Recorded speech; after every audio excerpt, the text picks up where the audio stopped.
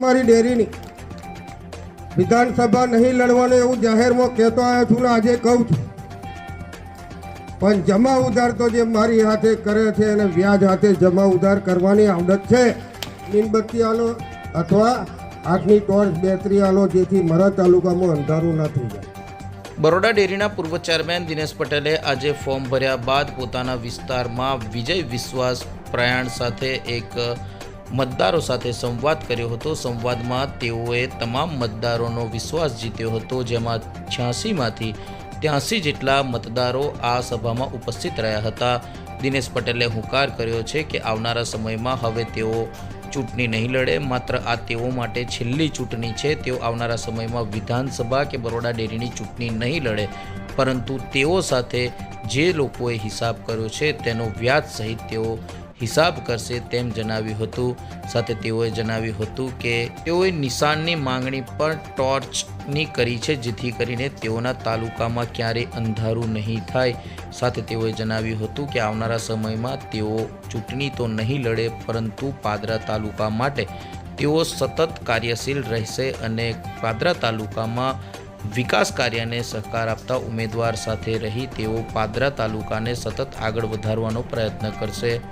આજે બરોડા ડેરીમાં ફોર્મ ભરતાની સાથે તમામ 13 ડિરેક્ટરોએ 2025-30ના વર્ષ માટે બરોડા ડેરી નિયામક મંડળની ચૂંટણીની શરૂઆત તારીખ 21થી થઈ હોય ત્યારે ફોર્મ ભરવાની છેલ્લી તારીખ 26 હોય।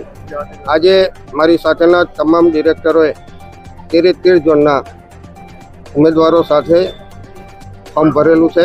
2025ના 30 વર્ષના માટે બરોડા ડેરીના નિયામક મંડળ પણ જ્યારે ફોર્મ ભરવાનું હોય ત્યારે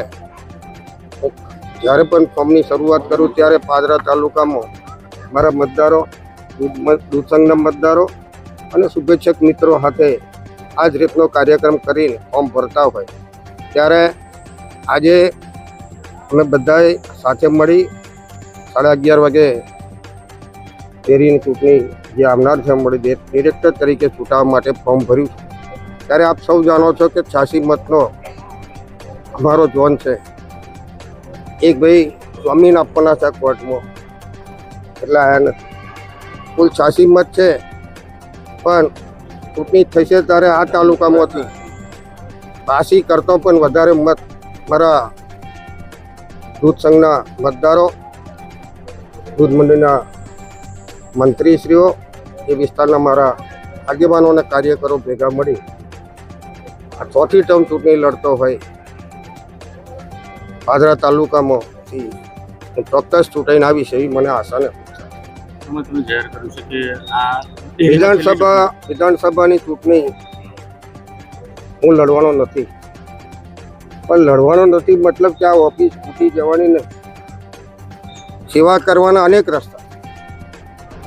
ત્યારે પાદરા તાલુકાના હિતમાં, પાદરા તાલુકાના વિકાસ અર્થે સારા ઉમેદવારને મત અપાવવા માટે પણ આખી જિંદગી ચોરોનુંથી રાજકારણમાં છું।